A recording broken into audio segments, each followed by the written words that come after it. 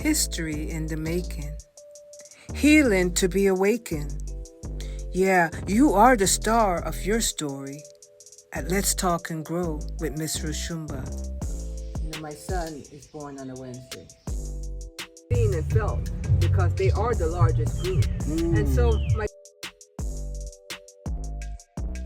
we got your back. No, we're not perfect. So now you know it's time to grow at Let's Talk and Grow with Miss Roshumba. Let the healing begin. Ladies and gentlemen, part 3 of the Sax Made the Man with our guest, Elder Elliott Fikes. And so, you see, he's a musician, a very good one, self-made. Self-made, you know, and that's the journey of most of us. You know, whatever we become good at, we have to go inward and use the skills that's within us. He taught himself, folks, with a determination. With a determination. So we're at the part in his life that his music is taking him out into the world, out of the East Coast into the West Coast. He's now in California, in San Francisco, married, have a child. And, you know, and things are opening up for him. So, do it right now. Subscribe. If you're just getting to see me for the first time, subscribe. Leave a comment. Thumbs up. Because I'm doing my part. He's done his part. And together we will rise. So, all right, sir. So, hey, tell me, you're now in California. Broadway, San Francisco. Yeah. You're getting paid more money. Oh, yeah. You know, people are recognizing you. When they hear your music, they say, oh, that's him. So, you're young. How old are you at this time? You're in your 20s, 30s, what? No, about 19 years old. Oh, 19. So you're married very young then. I've been very young. Yeah. So tell me, wow, I didn't know you were quite that young, you know, to be married, but that's good. Yeah, I've been married really young. And so when I left New York, and Pat Mays was in New York, and I went on the road. And then I didn't go back. We was going to go on a road trip all the way here. So you're taking the road, no flying in the plane, you're driving No, across country. we driving. Because we did different towns. And Okay.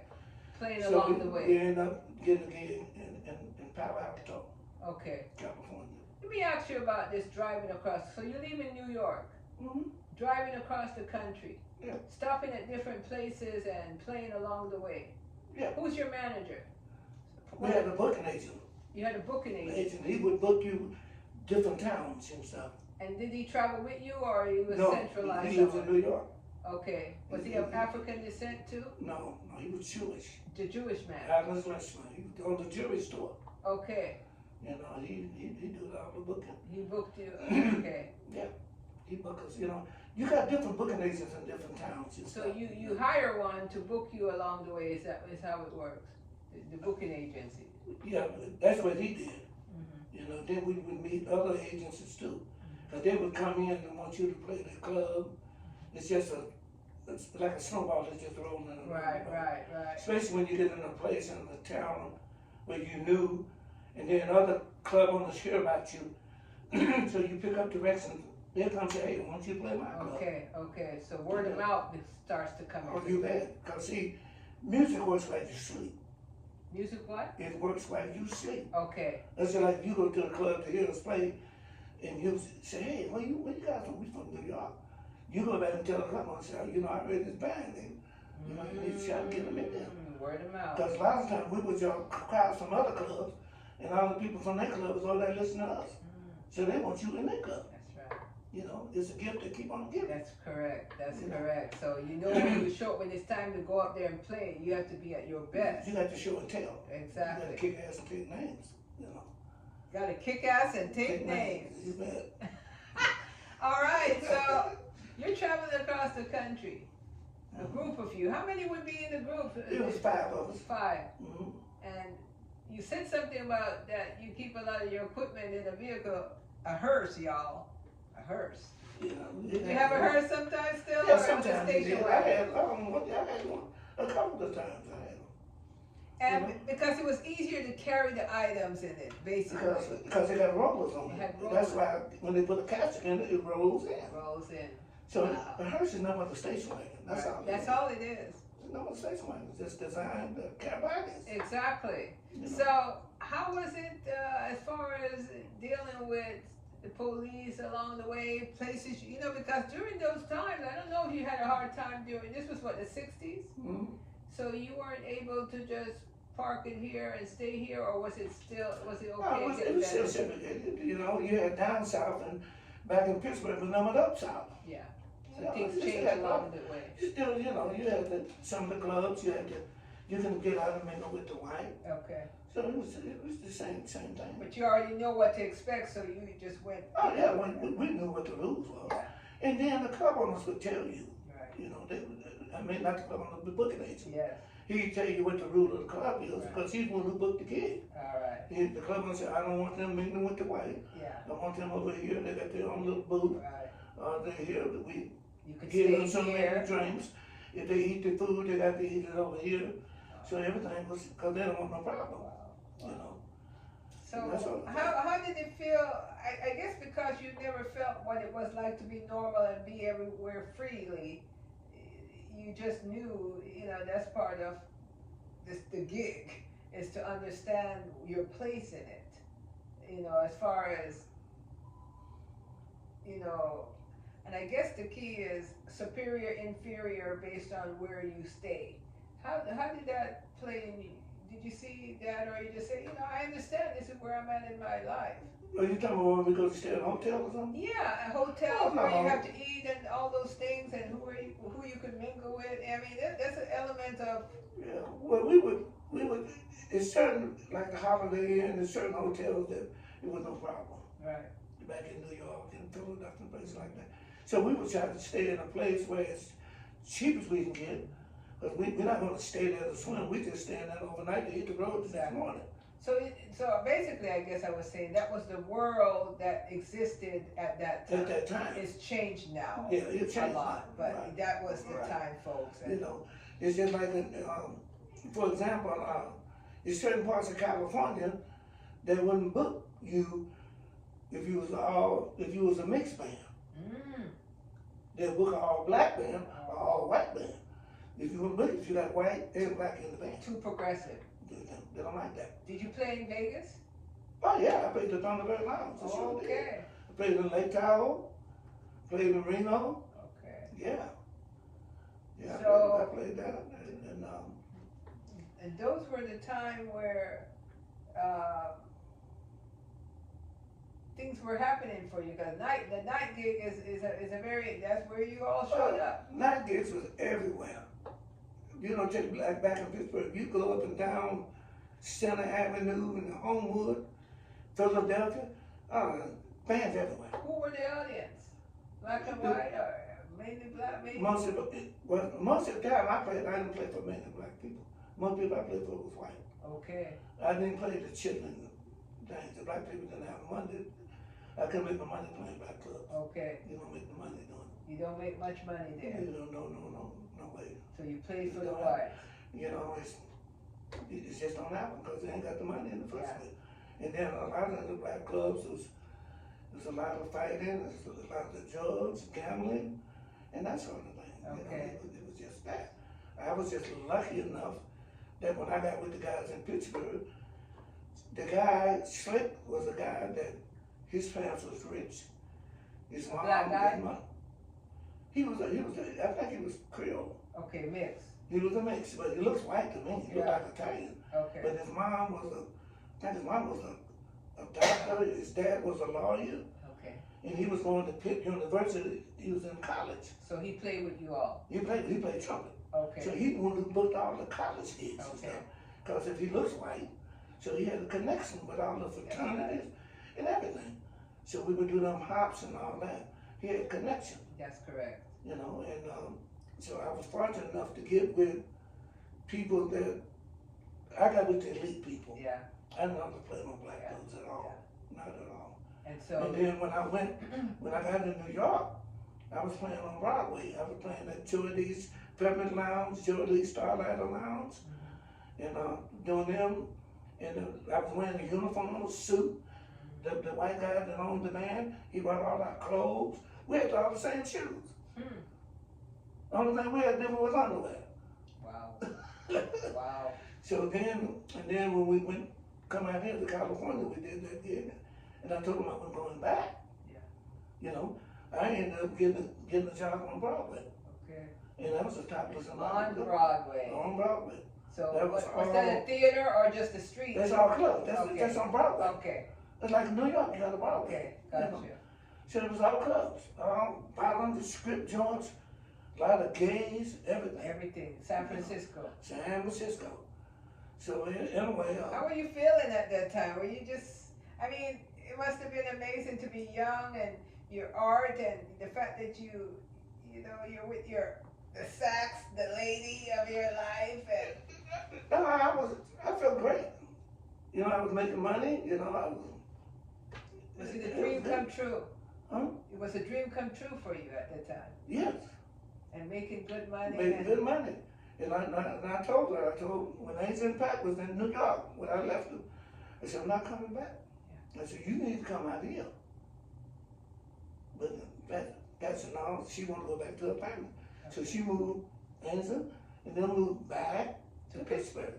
And so I stayed on Broadway, and I said, what I'm gonna do, the main thing I was gonna do is buy me a house. Yes. I'm gonna save my money, and I was stacking that money away too. Yes. And then I was smoking a little weed and doing little stuff to keep me away. Yeah. And I didn't like that, so I was taking, they had Benny's and Dexamil and dead pills that back in the day. Okay. So the speed, they call it. Yeah. So I was taking that. You get them from the doctor. Yeah. So I was doing that to stay away. So anyway, when I got with Diamond Jim, he was married to he's a black guy, a guitar player. He was married to Tara, the snake dancer. She danced the snakes. What was her name? Tara. Tara, the snake dancer. Yeah. And they have another lady called Carol Dodo. I remember Carol Dodo with the big breasts. Yeah. Yeah, and Tara was a big breast too. Okay, white women? She white. Yeah, they're both white women. They're both white women. Okay. I don't know like a book. Okay, yeah. That was from the Bay Area. Okay, I remember that. Yeah. And then they had the Perfect Miss 36. Yeah, I remember that. I was part of that era. Okay. So anyway. So these were the women entertainers of the time. On the Broadway. On Broadway. Yeah, that's where they made their money. Wow. And they be on TV, and they be on Perfect 36 come on at night. Yeah. So anyway, I worked with Tara and them snakes. We was on Broadway. And then we moved to Sunnyvale. Yes, I remember Sunnyvale. We went to the Big Al's in Sunnyvale. And so back then, I told Pat that maybe we might want to get a divorce or something. But because the music take precedence. It was I didn't want to, we didn't really believe in that. And my mother said, no, you should try to make it work because of Angel. Yes. Because what happened to me when I was a little boy, my grandparents raised me. So she said, Elliott, you should try to make your marriage work. So I told Pat that she needs to come on out and learn Angel. So anyway, they came out. Well, first they went back to New York. I mean, back to Pittsburgh. And I was on the road, and I didn't know they went back. Yes. And they went back, and then I called her, and she didn't come out, Pat didn't like the idea of me being with the music thing, because I never know. I don't understand. Right. So anyway, they came out. Angel came out, and I said, well, I'm going to go ahead and buy a house. That's what I did. Bought a home and put them in. Oh yeah, they stayed in for years. For years. Yeah. After we got divorced, they still had. Did you live there too, or you just bought a house and you're on? Okay. No, we was together then. Okay. Angel's a little girl. Okay. So when me and her broke up, Angel was 13 or 14 or something. Okay, she was a teenager. When we broke up. Okay. So we kind of grew apart because we never was really together, and that was back that time, it was just teenage romance, really. Right. So at that time, with me being so far away, doing what I'm doing, It was kind of difficult. well, I met other women in the Yeah. box, like she did do the same thing. And, Yeah. you know, so anyway, they came out, and then I just stayed and went to school in San Jose and stuff. Yeah. And then I left.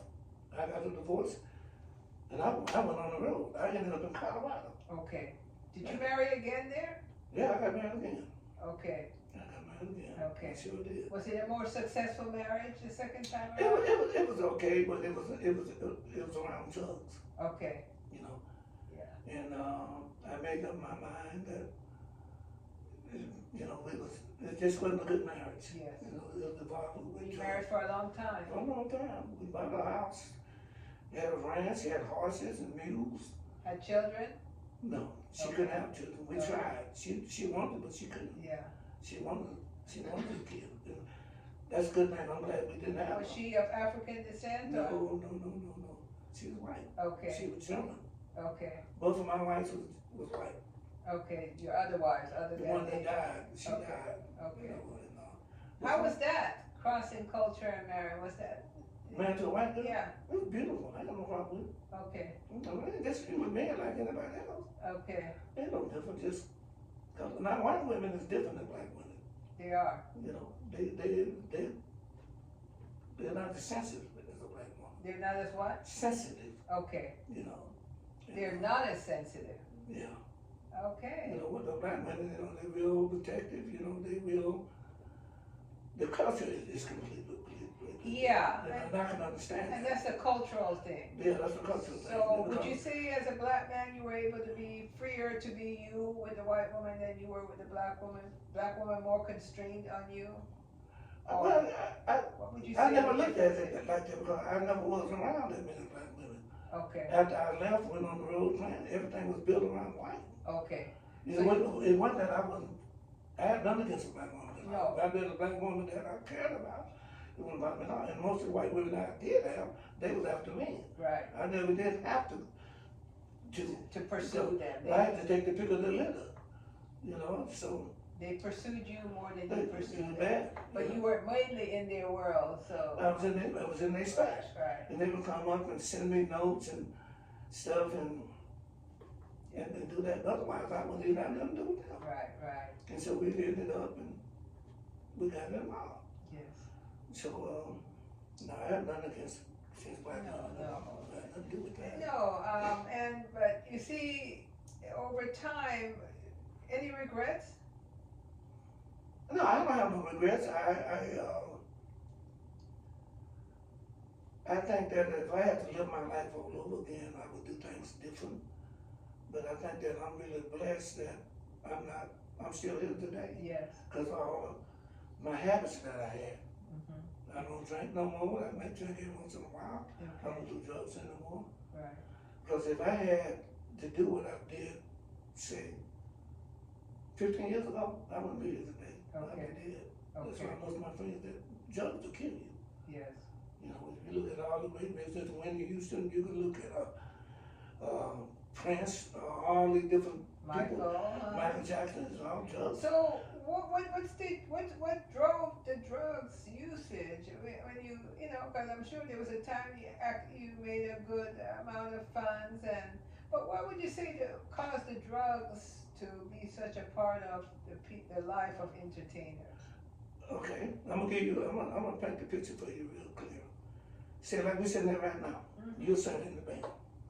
We leave here now and we go to San Francisco. Okay, we're riding. We plan, we get through playing 2 o'clock in the morning, right? We leave here, we go to LA. No. Riding in the car, okay, riding in the car, go to LA. Then you get through playing at LA one night or something, you might have to fly out to Bakersfield. Mm-hmm. Okay, and then when you get on the stage, if you dancing, you got to be hitting it and doing it. Right. And you're a woman, you got to show and tell. Okay. Okay. So what most people do, they take drugs, they take speed, they get you high, And they keep get you your agenda, going. keep you awake. For 2-3 days at a time. No, sometimes a week. Without sleep. Yeah, just a little bit.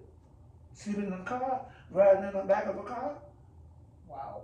That's what in Motown and all of them did. So you mentioned earlier when when they first when you were about 16, they first asked if you wanted to join the band. Is because they said their saxophonist he went out on drugs. He went on heroin. He was shooting up.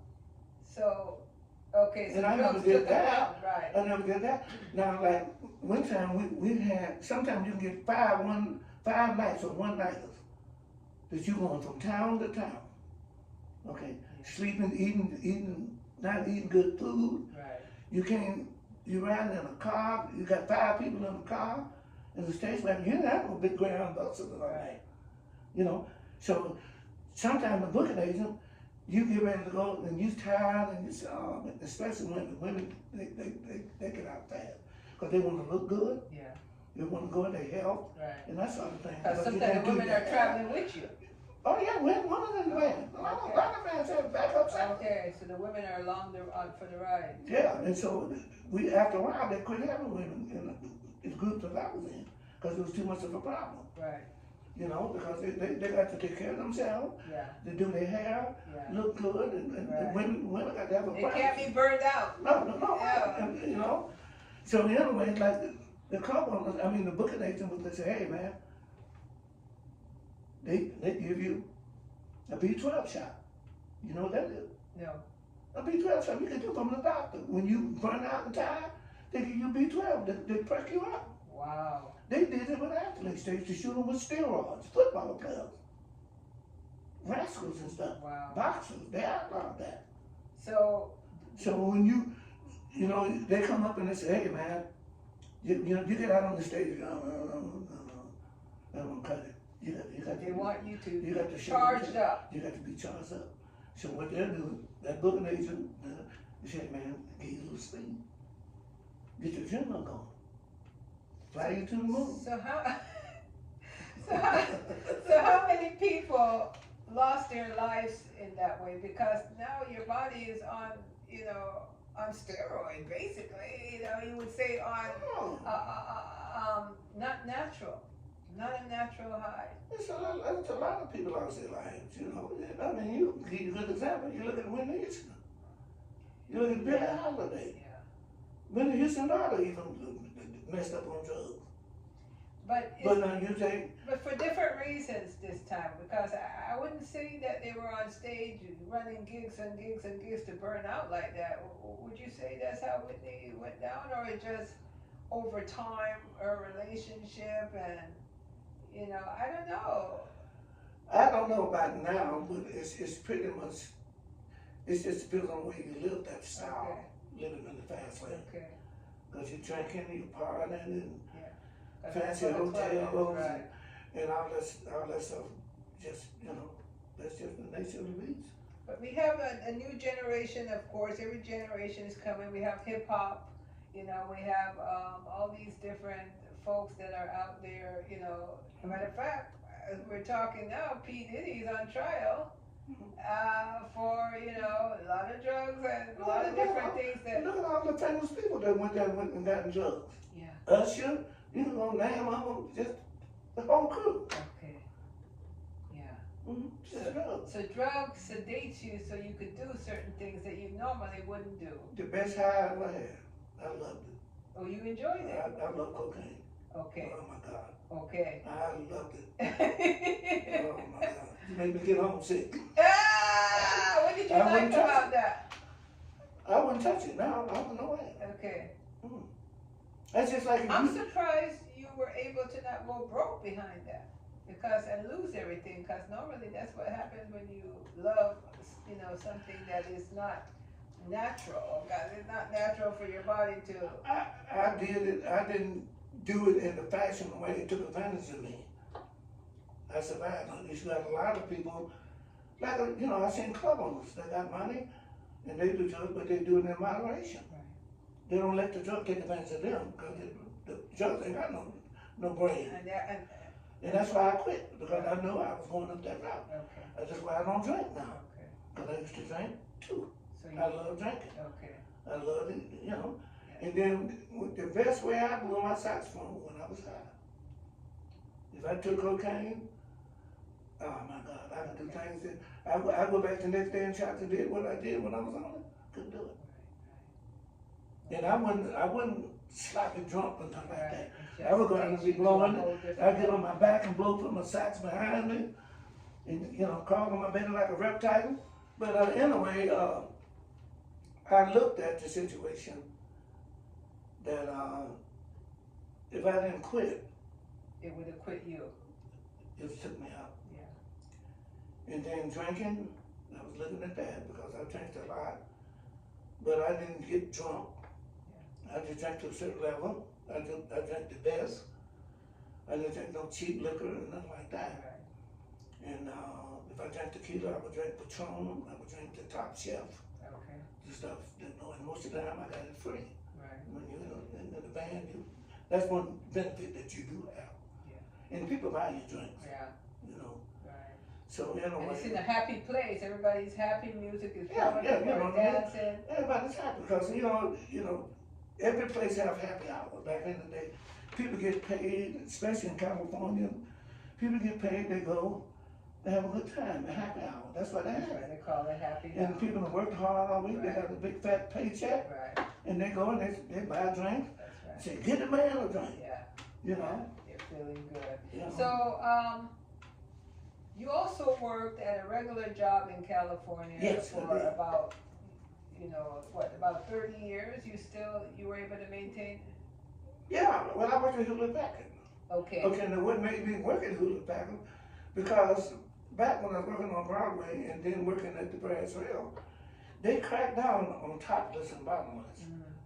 They could not be dancing naked. It was a strict thing. Okay. So they was going to court over it because they want to outlaw women naked. Right, that's in the 70s. That was in the 70s. So the same thing at the Brass Rail. They cut that out because they was dancing naked at the Brass Rail. Completely naked? They cut that out. So not just top, but completely naked they were dancing? Oh yeah. Wow. I played like that for 6, 7 years. Wow. So you played the music and they're dancing to it? I had to rehearse with them all through the week. If you was a dancer, you would bring me the song you wanted to dance to. Okay. So we would go in at 2 o'clock in the daytime. Rehearse. And I would rehearse it. We had to learn what song you want. Wow. Those were the days, folks. Yeah. I guess they kind of exist now, but it's not. It's just called. Yeah. And now what they would do? Different now. And you know how they get women dancing to dance naked? Give them drugs. No. The way they start, we would have talent night at the Brass Rail. Okay. Okay. The woman that had the biggest boobs would win $500. Oh. Yeah. Money always drives everything. That's right. It's the root of all evil. Yes. Okay. So when we played Diamond Jim, like you said now, he said, "What's your name, baby? Where you from?" And he would talk you in, especially if he said you got big titties. Mm-hmm. He would say, "How would you like to win $500?" Mm-hmm. He would go out in the audience and get these people and talk to them and get in the topless contest. So not only do they have it on with their clothes, but now they have to show it. Yeah. For the 500. Yeah. Wow. And then he would call them up, and then they would come up and we would play it and do that. And then they have Tara with the snake dancer. I had to play for the snake to come and see doing like me blowing the soprano sax, the snake music. Then they go out. And then she had a couple of drinks and it's on. Oh, when I had a couple of drinks? No, I'm saying she would have a couple of drinks to and then it's on, the music, the drink, and you could get her to do anything for the money. Yeah, for the money. So $500, you had a lot of women coming out and take their clothes off. School teachers. Wow. Mm-hmm. Folks, children, make sure there's no children in the room when we talk about this. Although it's the 21st century, they hear more than that just on their phones and everything. No, see, they don't have that. Don't have that no more. No. And but that was a money thing, and Broadway would be packed. So you were not only working and making a living, but you were in a place that was very joyful to the eyes, to the eyesight. Yeah. You know, And we the girls, it's so weird that we would go down in the basement on Broadway on breaks, when we take a break and go down, and the band would take a break before we go back up. And the girls would be sitting down, they naked, they'd be putting makeup on. We all be talking and laughing. And we don't picture them. Were these black women or? No. These were white women? Black one people, or two, maybe. Maybe black women didn't do that. Yeah. You might see one or two. Black women didn't do that. No, they didn't. If they did, they didn't do it that where I was at. Yeah. I don't know about nowhere else. Yeah. But anyway, we'd be sitting down there and all these women, we doing our thing, and we ain't paying no attention to them and stuff, but we got to go back and play. We'd be drinking. And then we get a new guy in the band come. If he come down the step, then they see him coming and go. Because they got used to me being there all the time, that they get naked in front of me. Did you have relationships with these women? Was it easy to become close with women like that, or did I have not you personally, but was it easier then because of the way the women presented themselves? No, I didn't lust over that. Yeah. No. Because you saw it enough, it was after a while. It was not we didn't do that. Okay, so so when you look back at your life, I mean, it seems to have been a fun life. Oh yeah, I enjoyed it. I'm gonna lie to you about that. What did your grandparents say along the way? Did they live long enough to see things take off to a high level as far as you're playing? And no, my grandparents, they never seen that.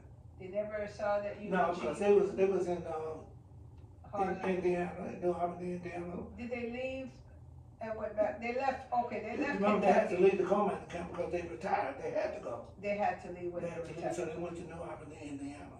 Okay. He bought some land and put a house on it and stuff.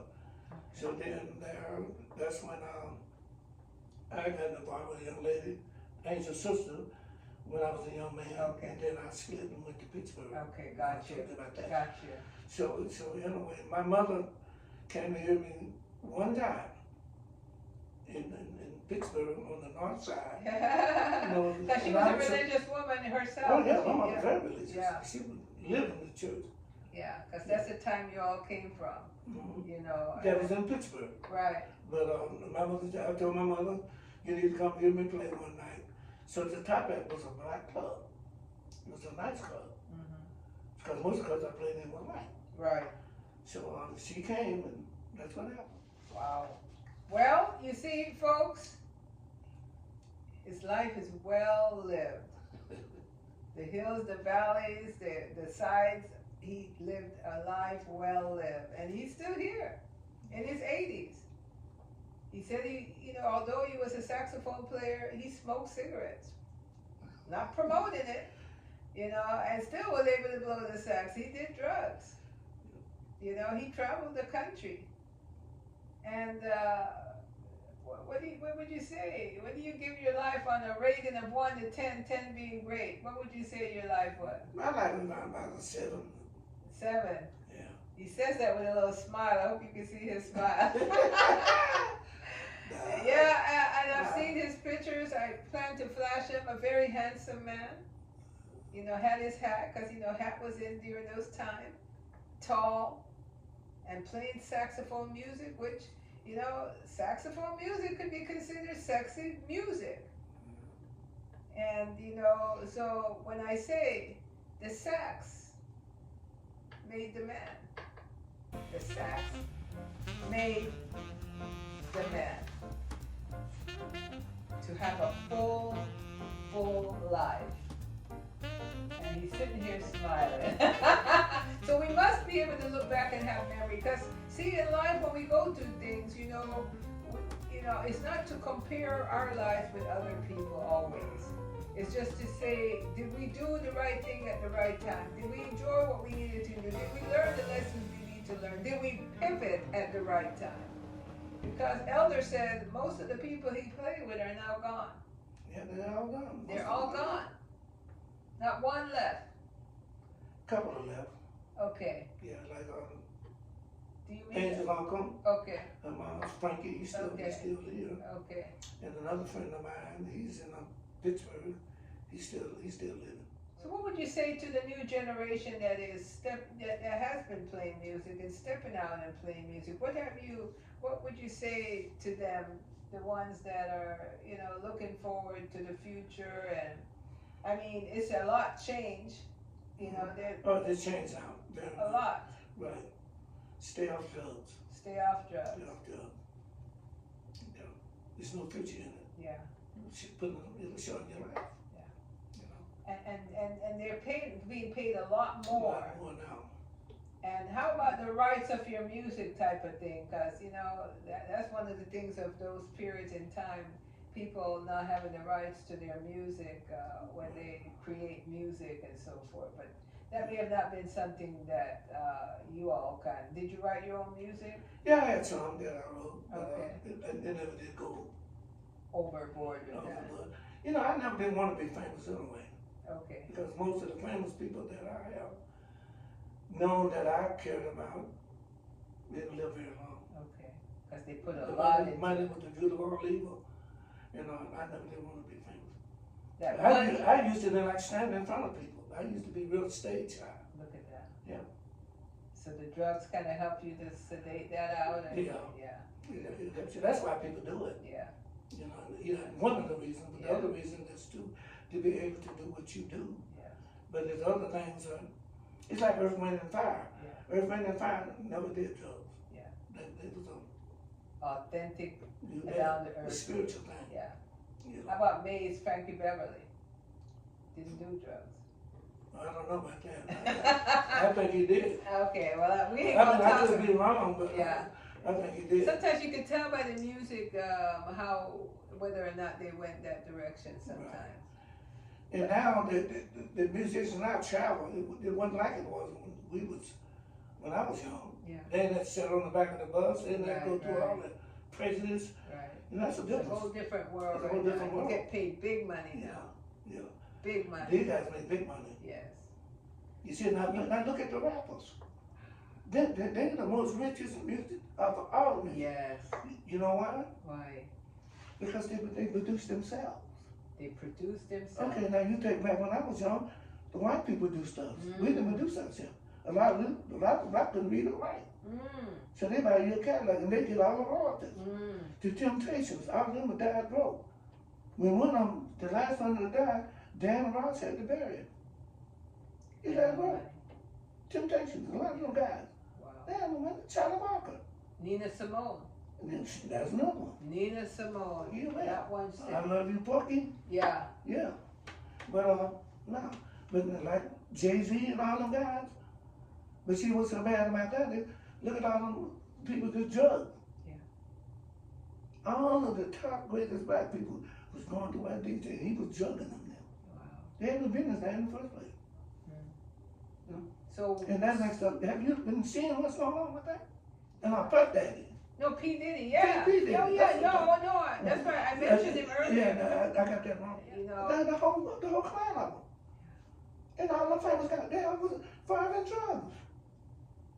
All these white brothers.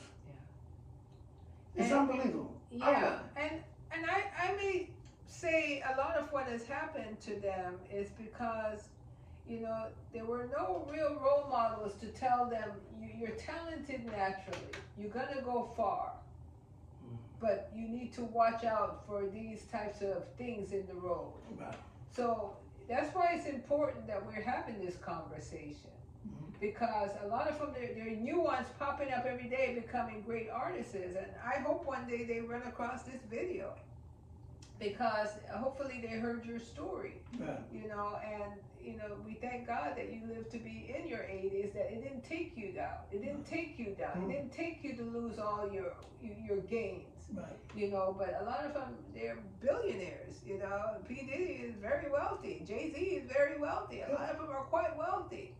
And it seems to me that once they reach an echelon of wealth, then here comes the boogeyman. Yeah. To take them down. Yeah. Well, what would you say to the black men now that are out there, that their world is kind of intermingled with these types of things. What would you say to them as an elder, someone that's been in the industry for a long time yourself? What, speak to them and tell them, and then we're going to close down here. I would teach them, I would tell them to take a good look at what our culture is doing, what our people is following on. Just use that as an example to not let yourself go in that direction. Yes. Use that as a tool Yes. to keep you on the right track. Exactly. You know, not to follow in the footsteps of some of these white people that are going through what they're going through now, because that's not the right road to go. Make the money, but don't make the money make But you. Make the money, but don't make the money make you. That's right. Or they will come for you. That's right. When you have, just when you thought you had enough, Yeah. you will never get power. And the last part of that, you reap what you sow. Say it again, Elder. You reap what you sow. You reap what you sow.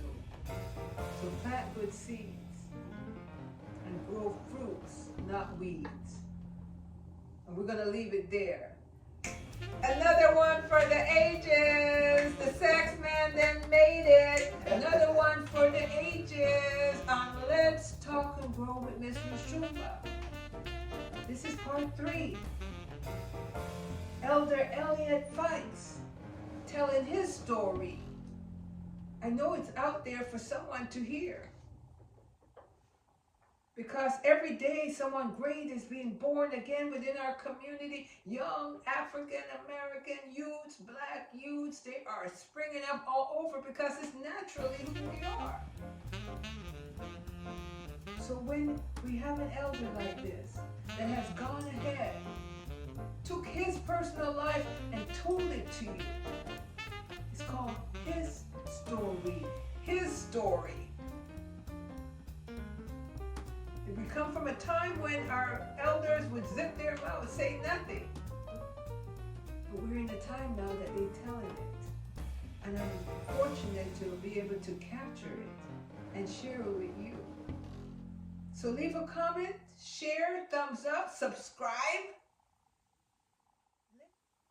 Because one thing we know from our African way, long before we came to these shores, is the importance of an elder. You see, we just didn't wake up one day and we were elders. We had to pave the way. So if you want a shortcut and a healthy way, because he's still here, then you make sure you tune in and take what it is that you're supposed to get from it. Thank you, Elder. Amen. Thank you, Elder. Thank you. Thank you with much respect for your time and your knowledge and your wisdom to share with the next generation. All right. Thank you so much. Thank you. Have a wonderful day, and let's learn together. Let's grow together. Asheo. So now you know it's time to grow at Let's Talk and Grow with Miss Roshumba. Let the healing begin.